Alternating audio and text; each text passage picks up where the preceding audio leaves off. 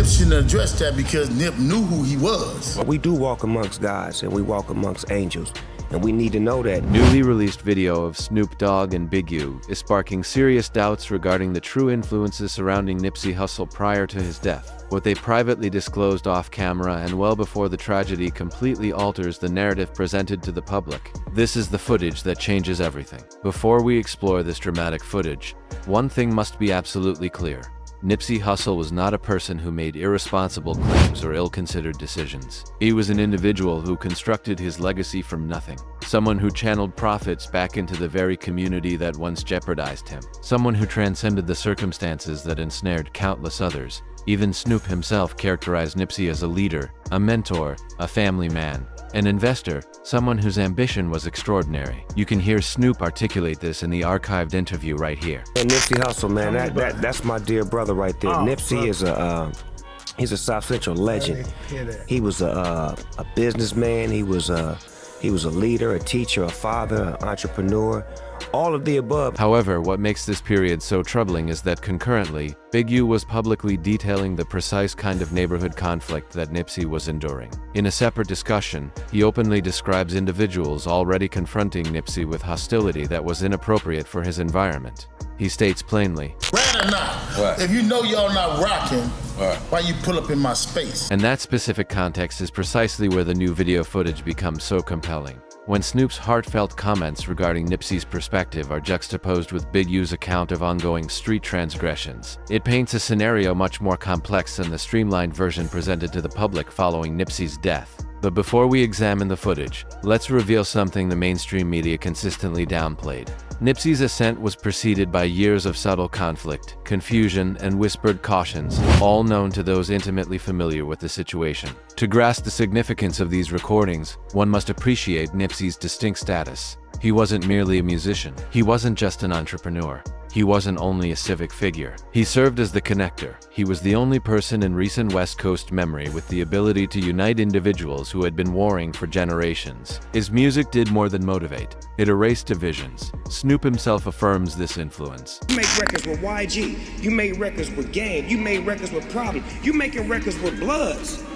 Crippin' and Bloods making records, and y'all really love each other, and y'all bonding with each other. Y'all pulling up together. You in they neighborhoods. You loving them, and they loving you.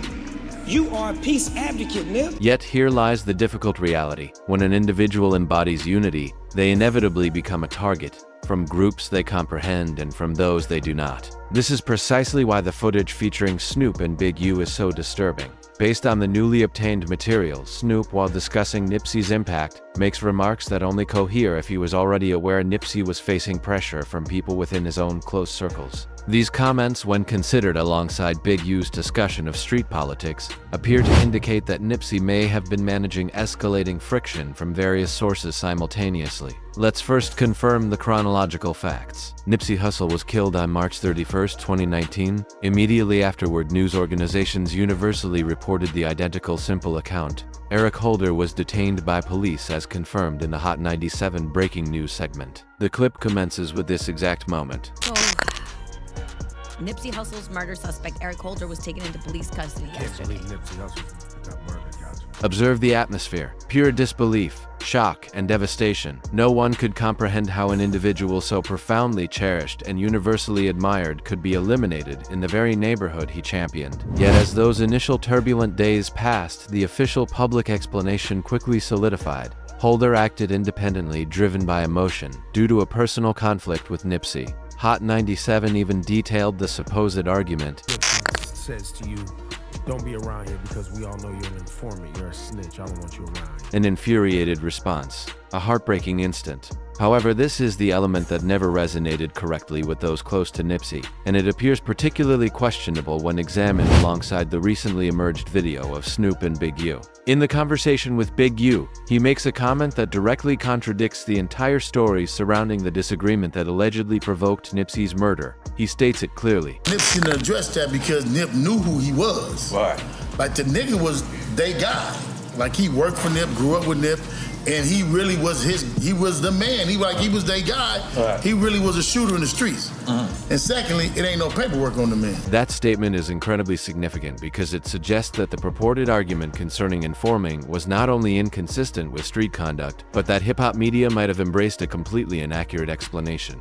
Now, this is the point where the new Snoop footage is absolutely astonishing. In one recording captured before Nipsey's death, Snoop is observed discussing the profound emotional and spiritual weight Nipsey carried in private. This was not a formal tribute. This was Snoop speaking honestly, without preparation, disclosing the immense burden Nipsey was attempting to manage alone and the intense pressure he faced merely for trying to be a positive influence. And when you compare Snoop's remarks to Big U's comments about individuals confronting Nipsey, violating his space and demonstrating hostility, the pattern is undeniable. The widely accepted explanation for Nipsey's death was far too neat, too simplistic, and too convenient. Because, as Big U himself highlighted, that's where he meet the kids, that's where he greet the people, that's where he still stay grounded. You know what I mean? Like if he don't go there no more, he don't show up, he these other niggas, he leave LA and move somewhere else, he in Hollywood. He just took pictures with some little baby. It was not simply an unplanned visit when Nipsey went to the Marathon store. It was a regular component of his daily commitment to improving the community. This leads to the most critical question of all. If Nipsey Hussle was becoming a link between communities, who perceived that as a threat? Now, let's introduce the footage that is central to this entire discussion. The recently uncovered clip features Snoop Dogg and Big U engaged in a sincere, unedited conversation, recorded long before the tragic event, yet possessing a quality that seems eerily predictive now. In that footage, Snoop contemplates Nipsey's ascent, explaining how he witnessed Nipsey transforming into a visionary well beyond his age. He even recalls how Nipsey motivated him to aspire to greater things, concepts so grand that Snoop himself didn't fully comprehend them at the time. Here's the clip. One of the first conversations me and Nipsey had, he was talking to me about, hey, cuz, you need to do a amusement park, cuz, doggy land. But here is the unsettling element. Snoop details that Nipsey possessed a vision, something enormous, something spanning generations. However, that vision carried a responsibility Snoop clearly acknowledged. Then, during that same time frame, Big U is speaking in a different interview about the precise type of aggressive energy Nipsey was encountering on the street, the disrespect, the encroachment, the people approaching Nipsey as though he was obligated to them, the inherent risk of being too available. And when you observe the recently surfaced video of Snoop and Big U standing together discussing Nipsey with combined feelings of pride, apprehension, and acknowledgement of his singular status, the underlying strain becomes undeniable. This isn't merely two men recalling memories. These are two established authorities within the community environment, both grasping that Nipsey's function was growing beyond anything the streets had experienced in decades. It compels us to face a troubling query. Was Nipsey's ascent silently generating divisions behind the scenes? Divisions the public was unaware of until this moment? And recall, after Nipsey's death, Snoop openly expressed how remarkable Nipsey's influence was. At his memorial service, Snoop paid tribute to Nipsey with a depth of affection and respect seldom witnessed in hip-hop. Look at the love, look at the spirit. Observe the affection, observe the essence. However, even during the memorial service, Snoop subtly disclosed something that most viewers overlooked, a moment where he recognized Nipsey's spiritual gravity and the uniqueness of his being. Like a God, Mike, because we must know that we do walk amongst gods and we walk amongst angels, and we need to know that. Why is that information crucial? Because people wielding that level of influence and presence often encounter forces attempting to undermine them well before the public recognizes it. And now, with the recently uncovered video, the pieces are finally aligning. We have Snoop expressing profound admiration and worry about Nipsey's role. Big U explaining that Nipsey was dealing with escalating pressure from individuals infringing upon his space. Hot 97 confirming that the suspect approached Nipsey in the precise manner Big U described. Snoop acknowledging Nipsey's spiritual significance and the inherent risk accompanying it. When all these elements are combined, it becomes impossible to disregard the subtle divisions forming in the background and the intense pressure Nipsey was enduring. And this is the point where the narrative becomes almost too difficult to analyze, because once one understands the emotional and political dynamics that encircled Nipsey during the last years of his life, the discovery of a previously private conversation between Snoop Dogg and Big U assumes an entirely different significance. It no longer appears as two elder statesmen casually reflecting on a younger artist's maturation. It reads like two men who were acutely aware that Nipsey was following a trajectory that few survive, an intersection of leadership, self-sufficiency, and neighborhood accountability that historically designates anyone shouldering that burden as a target. In the recently resurfaced clip, one can notice a quiet seriousness in Snoop's demeanor, a quality that is entirely distinct from his typical relaxed manner. He speaks about how Nipsey was establishing his own domain, acquiring real estate, designing infrastructure, generating opportunities, and elevating people who had previously been overlooked. When Snoop mentions Nipsey's capacity to construct an entire doggyland for himself, his own custom environment, his own movement, it's more than just praise. It's an acknowledgement that Nipsey was not simply achieving success, he was achieving autonomy. Autonomy commands power. Autonomy earns respect, but autonomy in the wrong setting can be perilous. Because autonomy implies you no longer require the traditional intermediaries. It means you institute your own structure, and not everyone desires to witness that occurrence. This is exactly why Big U's observations in the Drink Champs interview have become so critical in retrospect. He articulated with absolute clarity how Nipsey's increased presence within the community generated conflict with people who felt entitled to access, reverence, or favors. Nipsey did not wish to be distant. He did not want to be unreachable, and he certainly did not want security that would isolate him from the people he cared for. Nipsey remained grounded by his dedication to continuously being present for his community, the exact people he grew up with, the very streets that shaped him. But that commitment came with a price, and both Snoop and Big U appeared painfully conscious of it. The recently uncovered footage captures a moment where Snoop discusses how Nipsey was constantly thinking on a grander scale, even beyond those surrounding him. Snoop describes Nipsey repeatedly, almost relentlessly, urging him to expand his thinking. He did not want Snoop to be satisfied with the conventional or anticipated. Nipsey was pressing for complete expansion, mentally, spiritually, and entrepreneurially. This was not the disposition of someone who was merely successful. This was the disposition of someone preparing for a multi-generational influence. But if Nipsey's ascent appeared that monumental to Snoop, an individual who has witnessed literally decades of industry power struggles, then imagine how overwhelming it must have felt to the individuals whose own influence began diminishing as Nipsey's expanded. That is when the tension becomes unambiguous. Because Big U's commentary directly contradicts the popular narrative that Nipsey had surpassed the streets in a way that made him somehow immune to its politics, he makes it evident. He don't never really leave the streets. Like, this is where he grew up at, this is where he lived, this is where his business was. In short, Nipsey was not exempt from the politics. He was entirely enveloped by them. This becomes even more disturbing when reflecting on the Hot 97 conversation immediately following the murder, where the anchor depicted the suspect's reaction, his shame, his guilt, and the emotional instability that allegedly prompted the act of violence. In the broadcast, they state, Emotional. You murder. However, Big U's observations suggest an alternative scenario. He explains that the suspect was a recognizable presence in the neighborhood, someone who matured around them and whom numerous individuals, including Nipsey, had engaged with for years. He even mentions, he got killed by one of his own homeboys. Well, at some point, he wasn't his homeboy. He got killed by one of his own homeboy. At some point, that relationship had ceased to be a homeboy connection. That differentiation between homeboy and not homeboy is crucial because it indicates Big U intended to reject the idea that this was just a quick emotional breakdown or an unplanned reaction. Instead, the incident was the culmination of a long-standing boundary violation, an unwelcome presence, a tension that had already been recognized by those closest to Nipsey. And this underscores the profound importance of the newly discovered Snoop and Big U footage. Because if you analyze it slowly, listen intently, and compare it to every public conversation either of them had before and after the homicide, you begin to detect something disturbing. Neither man ever characterized Nipsey's final years as tranquil. Neither ever suggested he was unaffected by internal neighborhood dynamics. Neither ever implied the situation was uncomplicated. Instead, both sometimes intentionally, sometimes unintentionally, disclosed that Nipsey was traversing a dangerous landscape. This is particularly evident when you observe Snoop's emotional inflection in the memorial address. His voice breaks, his delivery slows, and he appears to be struggling under the significance of Nipsey's impact. He wasn't just paying tribute to a friend. He was grieving a leader whose presence held a spiritual power. He articulated it explicitly. You walk amongst gods, and we walk amongst angels, and we need to know. Snoop was recognizing the unique strain that only a select few ever endure. And if Nipsey was genuinely operating with a divine purpose, as Snoop suggested, then his prominence, sway, and ethical leadership wouldn't simply motivate people, they would be threatening to them. Now, let's revisit Big U's description of the neighborhood dynamics. It's a farce to think that violence ain't gonna follow you wherever it is. Right.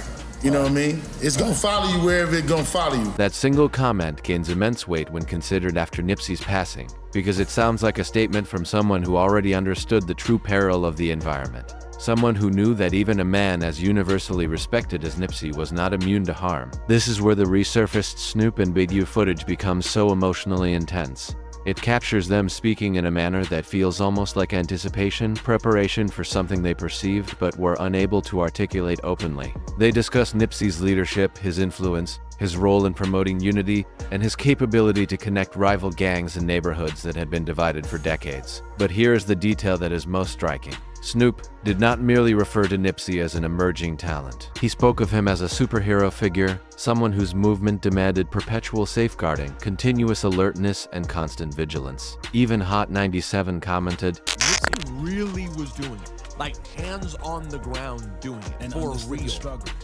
Really in it though. He didn't just rap about the struggle. When several influential figures independently characterize Nipsey using those descriptions, superhero, godlike, leader, teacher, it becomes evident that Nipsey was fundamentally changing the established standard. And whenever someone disrupts the status quo, the opposition intensifies proportionally. This returns us to the most vital component of the newly surfaced footage. In the Snoop and Big U clip, there is a brief moment, only a few seconds long, where the mood shifts. Snoop mentions that Nipsey's mentality was more formidable than that of a rapper who has been in the industry for 15 years. You can see the gravity in Snoop's expression.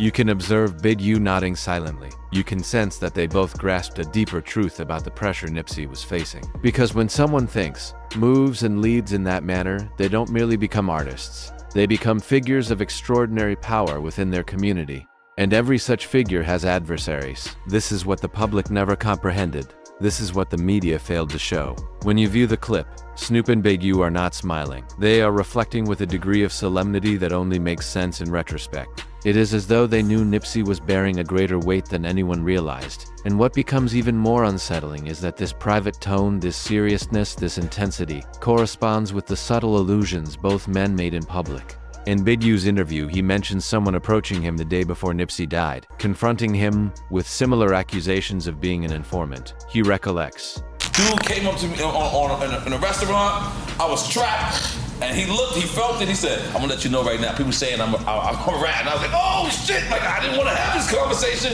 And like, he just said it straight out. And I was like, oh shit, he addressed me, so I didn't have to address him. But I thought to myself, I thought about Nipsey immediately when that happened the next day. That interaction precisely mirrored what Nipsey reportedly said to Holder, the same confrontation, the same accusation, the same tension, separated by only one day. And this is the moment where everything fundamentally changes, because once you grasp how these elements align, the inconsistencies between narratives, the emotional weight on Nipsey, the spiritual language used by Snoop, and the street dynamics described by Big U, it becomes impossible to overlook the obvious conclusion. This was not merely a tragedy. It was a storm that everyone surrounding Nipsey saw gathering, yet no one could halt. This is the chilling clip that revealed the truth about Nipsey's final days. And now, we arrive at the point everything has been building toward, the moment that compelled journalists, fans, and even former associates of Nipsey Hussle to stop, rewind, and replay the footage repeatedly. Because once you view this clip of Snoop Dogg and Big U together,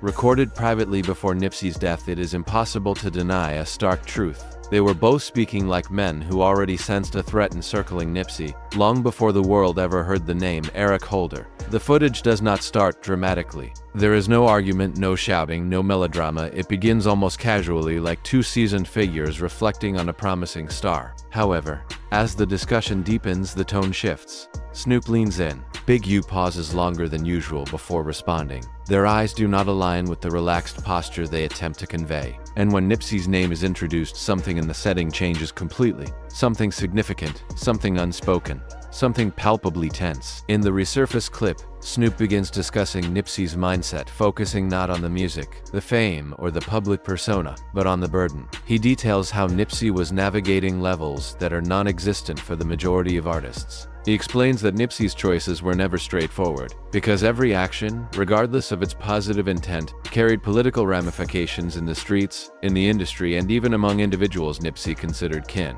If you listen closely, you can hear Snoop mention something that was not included in any memorial speech, any interview he gave after the murder. He describes Nipsey as engaging in battles most people could not even perceive. That single statement became the catalyst that sent viewers into a frenzy when the footage re-emerged. Because when you place that comment alongside Big U's Drink Champ's explanation of Nipsey's environment, the enigma finally begins to resolve itself. Big U's account in that interview was direct. Violence ain't gonna follow you wherever it is. Right.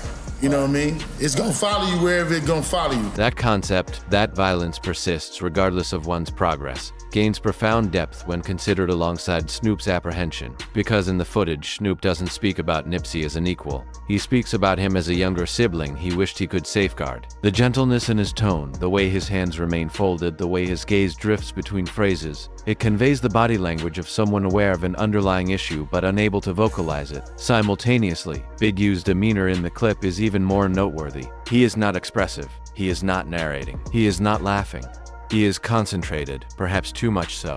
It is the bearing of someone who recognizes that the higher one climbs, the greater the jeopardy, and that achievement does not eliminate existing tensions, it amplifies them. The specific moment most intensely highlighted by viewers occurs roughly halfway through the clip.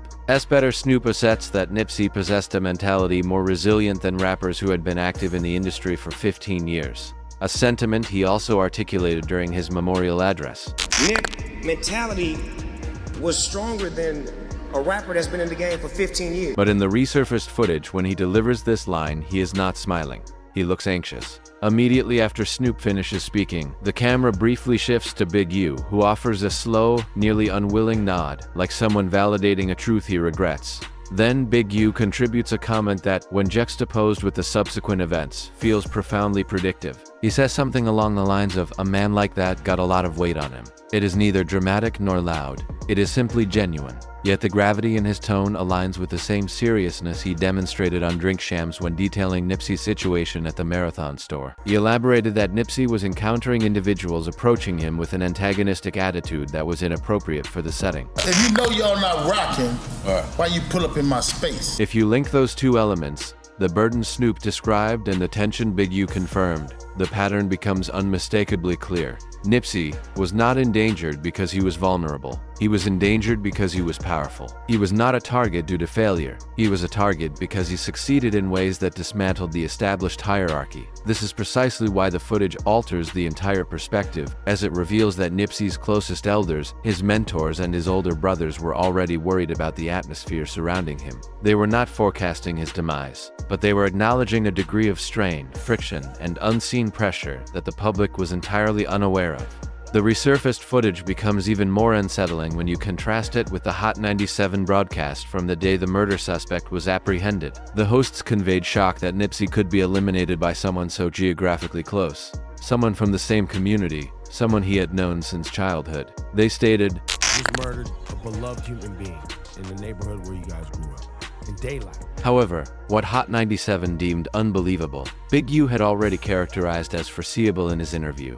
He explained that Nipsey declined to abandon his neighborhood. He refused to relocate to Hollywood. He refused to project an image of being too significant for his own people. That steadfast loyalty, while commendable, simultaneously created an opening for peril. The same populace that cherished him also encompassed those who harbored resentment toward him. This internal struggle is precisely what the resurfaced footage captures without ever explicitly stating it. The hesitations, the lowered volume, the uneasy looks, the specific language used. All of it conveys a single message. Nipsey was navigating a reality far more hazardous than anyone realized. Snoop's tone in the clip is particularly agonizing because it mirrors the emotional gravity he exhibited at the memorial when addressing Nipsey's parents and children. His voice fractured repeatedly. During the memorial speech, he stated, "I know what he is, I know what he was." That statement assumes a darker significance once you have viewed the resurfaced clip, because when Snoop speaks those words in the footage years before the murder, he conveys them with the same sadness in his eyes.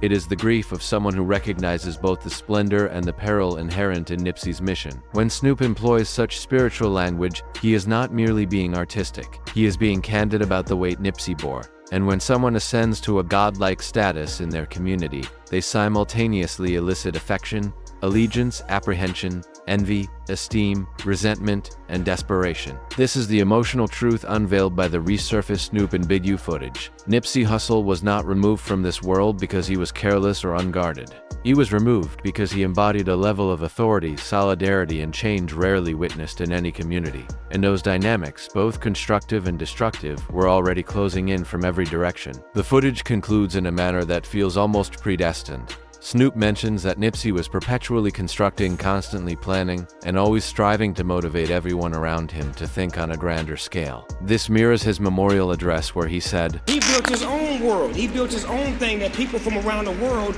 are starting to come to, take pictures of, stand in front of, immortalize this man. Big U, seated next to him in the resurfaced clip, nods subtly, yet his expression does not correspond with the nod. His eyes appear weary, almost distressed. As the clip concludes, one is left with the powerful impression that these two men, who both cherished Nipsey in their unique ways, were already preparing themselves for the possibility that his journey would be arduous. That is why this clip alters everything. It does not revise the facts of the homicide. It revises the understanding of the atmosphere that encompassed Nipsey. It unveils the quiet signals of danger, the subtle worries, and the emotional predictions that his mentors acknowledged long before the tragic event. It demonstrates that those closest to him comprehended the dangers even if they could not pinpoint the precise moment those dangers would erupt. Nipsey Hussle followed a path few individuals have ever taken.